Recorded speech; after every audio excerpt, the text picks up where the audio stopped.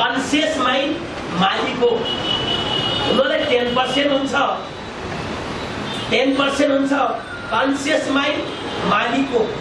subconscious mind नोकर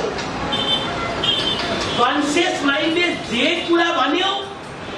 त्यही कुरा सबकन्सियस माइन्डले गर्ने हो फ्याक्ट्री चलाउन मालिकले योजना बनाउँछ फ्याक्ट्री कसले चलाउँछ नोकरले अनि मात्रै बाहिर प्रोडक्ट कसले निकाल्छ नोकरले जबसम्म तपाईं हामीले मात्रै काम गर्न खोज्यौं भने त्यो हार्ड वर्क हुन्छ यदि नोकरलाई पनि सबकन्सियस माइन्डलाई पनि तपाईं हामीले काममा लगायौं भने त्यो स्मार्ट वर्क हुन्छ ध्यानले सुन्नुहोस् सबकन्सियस माइन्ड संसारमा सबैभन्दा ज्यादा माइन्ड युज गर्ने वैज्ञानिक को अल्बर्ट आइन्स्टाइन संसारमा सबैभन्दा ज्यादा माइन्ड युज गर्ने व्यक्ति अल्बर्ट आइन्स्टाइन हो उनले कति पर्सेन्ट युज गर्थे आउने थाहा छ 4.9% अल्बर्ट आइन्स्टाइन त हामी कति होला मेबी हैन सर त भन्नुस् के यो हामी माइन्ड आए हातको लागि मात्रै हो मलाई लाग्छ त्यो त होइन अथवा अल्बर्ट आइन्स्टाइनको साँच्चीकै रूपमा माइन्डलाई चलाउने हो भने यो संसारमा असम्भव भन्ने केही हुँदैन everything is possible nothing is impossible impossible means I am possible तर यो नोकरलाई काम गराउन जान्ने टेक्निक तपाईं हामीले सिक्न अति आवश्यक यो कुरा हो सबकन्सियस माइन्डले कहिल्यै पनि टेन्सन गर्दैन सबकन्सियस माइन्ड चलाउने मान्छे कहिल्यै पनि टेन्सनमा पर्दैन तर कन्सियस माइन्ड चलाउने मान्छे सधैँ टेन्सन सधैँ चिनिन्छ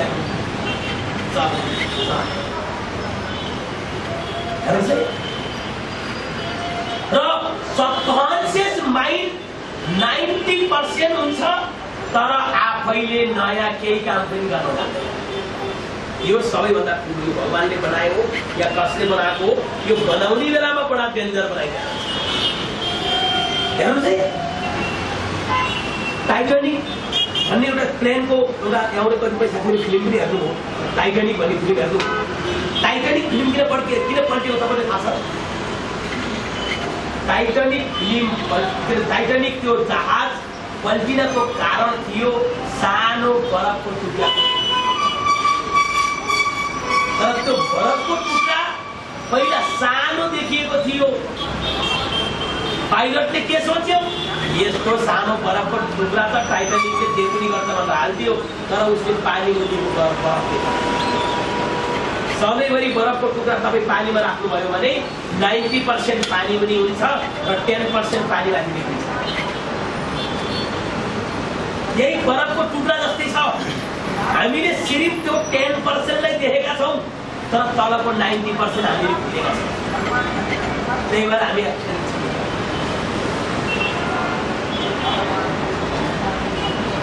जबसम्म तपाई हामीले त्यो 90% देख्दैनौं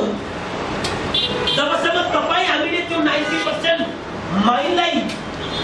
युज गर्दैनौं तबसम्म हामी कहिले पनि सुखी बन्न सक्दैनौं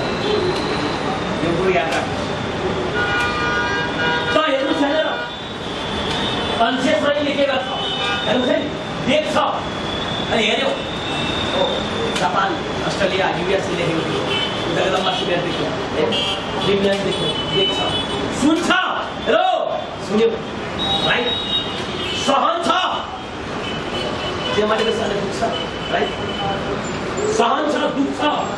स्वाद पत्ता लगाउँछ यो कस्तो कस्तो स्वादको छ भनेर स्वाद पत्ता लगाउँछ